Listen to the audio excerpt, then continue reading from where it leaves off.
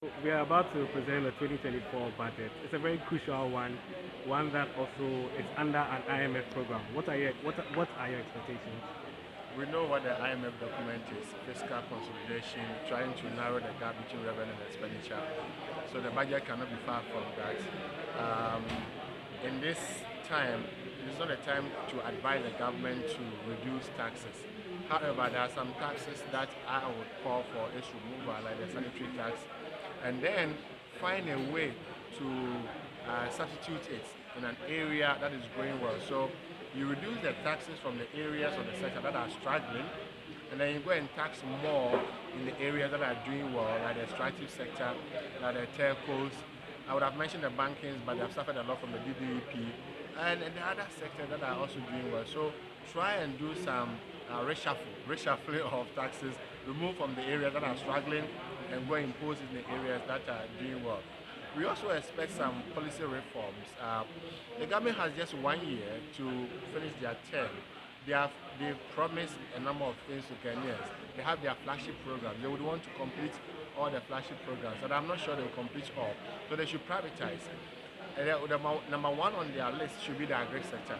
They have planting for food and jobs as their flagship program. They should invest heavily in the agri sector. Why do I say so? If you invest in agri sector, you are creating jobs because it has a high employment generating potential. You are also taming food inflation because that is the area the food inflation is higher than the national average. So you want to push in the farmers with lower credit. The exchange rate is stabilized, but you can give farm inputs, fertilizers, pesticides to farmers at a lower cost, and therefore they can also produce. When they finish production, store the food and then release them during the lean season. Make sure that the transportation from the farm gate to the market is also comfortable because there's a big gap between the farm gate price and then the market price. There's a huge gap which must be closed. For talking about agri, there's too much profit sharing in the market. People are taking advantage of the seemingly dire economic situation, and they are just profit sharing. So I want the government to introduce weighing of food items on a scale. It is done in some countries. So if I want to buy yam, there should be a scale. Put the tuber of yam on the scale. The weight of it will determine the price. In this case, at least we can control the profit sharing. Another aspect that the government should prioritize is the manufacturing. We have always been preaching local manufacturing. So the pharmaceutical is there. You can mention clothing, you can mention textiles, you can mention any other local production that we need. Let's incentivize them. Let's make sure that they can produce at a lower cost to create more jobs, and then we can all have a relief. If 2024 was not an election year, this budget would have been very tight because of the IMF program. But you know what the IMF have done? They have pushed almost 80% of their fiscal consolidation to 2023. The narrowing of the gap, you were supposed to bring the budget deficit down by 5.1 percentage points.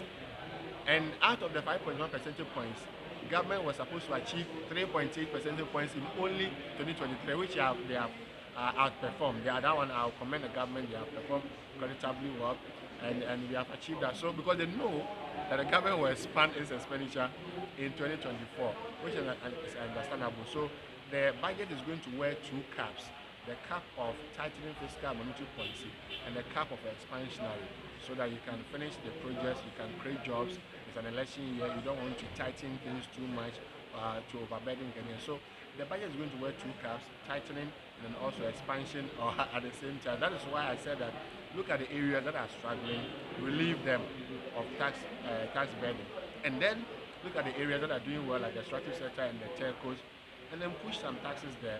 And in all, we should find we can increase the royalties. Royalties is around 5%, and it's fetching government around 4 billion cedis. If you double it to 10%, it will not be out of place. You can double the royalties from 5 to 10%, and then you can rake in averagely 8 billion cedis. I have made a proposal, and I think many economists agree with me, that within the next short possible time, government can raise 50 billion cedis, extra money. Well, where are the sources? Number one on the list is tax exemptions. We have given away too many tax exemptions. The cost of tax exemptions is about 1.5% of GDP. This amounting to about 13 billion. The government can raise some money from there.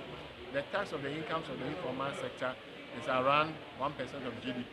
That's about 8 billion cedis. We can get some money from there. Property tax is about 2% of GDP. That's giving us 18 billion. You put all these together, you're talking about close to 50 billion cedis that can be realized in the medium term, in the short to medium term. So all doors have closed. We cannot go to borrow externally. If you want to borrow domestically, it will be at a higher cost. So we are just left with just one option. That option is to get our revenue domestically. I am not a subscriber of just always trying to raise revenue through taxes. Taxes are